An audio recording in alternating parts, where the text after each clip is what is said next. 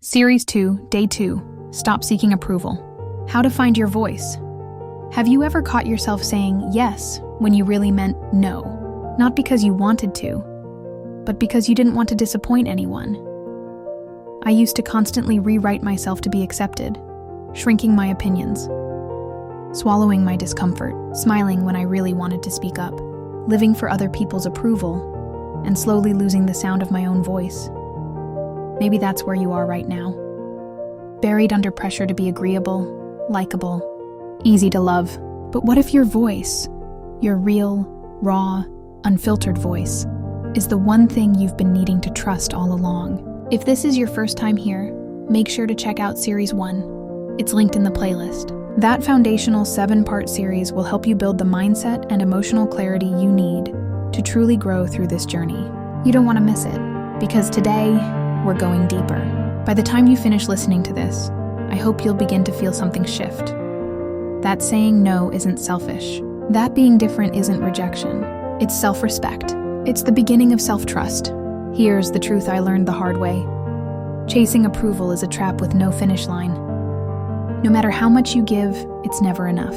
You become whoever people want you to be, and lose the one person you really need, yourself.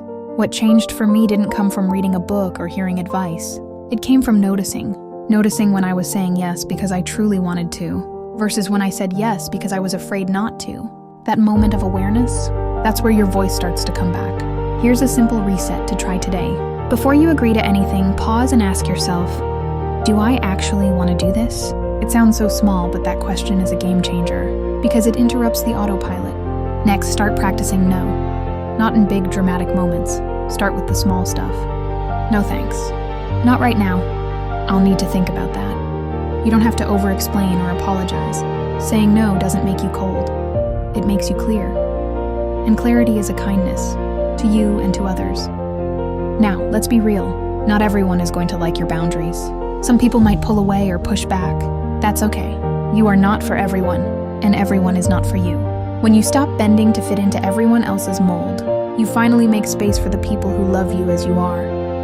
Protecting your voice isn't rude. It's sacred. It's how you guard your energy and your truth. I used to think being liked was the same as being loved.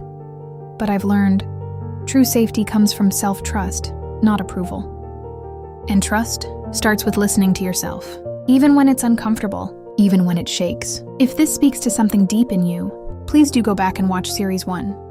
Those 7 episodes are your foundation. The link is in the playlist. And if this helped you today, share it with someone who's still stuck in the approval trap, someone who's constantly putting others first and themselves last.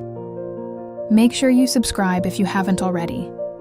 We're walking this path together, day by day, and you don't have to do it alone. Also, check the description for today's journaling prompt. It's short, powerful, and designed to help you reconnect with your voice daily. Your voice matters, even when it feels small, even when it shakes, even when it's not what others expect. Speak it anyway. You don't have to be loud to be powerful. You don't have to justify your no or explain your yes. You just have to be honest with yourself. And that honesty, that's where your power lives. You're not here to perform. You're here to live, fully, freely, and truthfully. And you're allowed to do that. Stay tuned, because Series 2, Episode 3 is coming tomorrow. And we're going even deeper into identity, confidence, and becoming who you're meant to be. You've only just begun.